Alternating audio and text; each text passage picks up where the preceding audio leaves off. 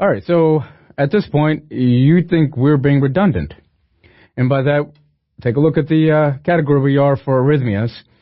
Still dysrhythmia and conduction system diseases, but up until now, we've only done SVTs. Okay? So what's left? All important ventricles. Now here, once again, the way that I'm setting this up for you is I'm going to have you prepared for everything when you walk into your wards. But along the way, though, we're going to then point out those incredibly important ventricular arrhythmias that you have to be aware of for any licensing exam. So to begin, and by the time we're done with this section, you'll be extremely comfortable with just about any type of arrhythmia taking place due to a conduction system disease. The only thing that will be left thereafter will be the arrhythmias that are then secondary to vascular diseases.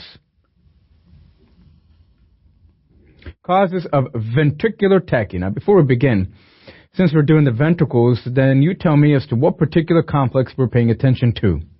QRS complex only. The P wave has been left alone because P wave is dealing with all of our SVTs. And those included atrial flutter, atrial fibrillation, multifocal atrial tachycardia, and WPW. Here, under ventricular, we'll speed things up, in which the QRS complex are closer to one another. The R wave are closer to one another, and hence you have increase in heart rate. Remember, greater than 100 beats per minute. Causes include ischemia, right ventricular outflow tract obstruction, structural heart diseases, or medication-induced. So nothing really specific, and you're really making sure, or you're trying to prevent from ventricular arrhythmias to take place to begin with, because you're always worried about going into VFib and hence death. What is the definition of ventricular tachy? What must you find? You must find greater than 3 consecutive premature ventricular contractions. In other words, your PVCs. And by that we mean that, well, after that P wave, you should be able to see a QRS complex in correlation, right? But every once in a while, if you find that a ventricular contraction or QRS complex is taking place too early, such as a PVC, then this is a problem, especially if you find greater than 3 consecutive PVCs. The wide complex tachycardia. This is the one that you're paying attention to on and for your boards and for the wards. The wide complex tachy, QRS greater than 120 milliseconds. What does that mean in terms of seconds?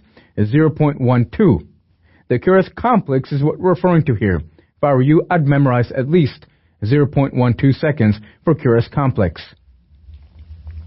Sustained if lasting, greater than 30 seconds.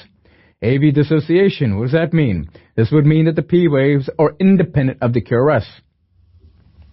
Fusion beats, appearance of typically differentiated. Wow. What we'll do here, and this last bullet point is extremely important for you, RBBB and LBBB. How would you then be able to identify or understand that your patient is suffering from LBBB or RBBB? Well, you're paying attention, apart from the EKG, which I'll show you, you also want to pay attention to the history, correct? And so therefore, if it is RBBB, then you might then have what's known as a widened split of your S2.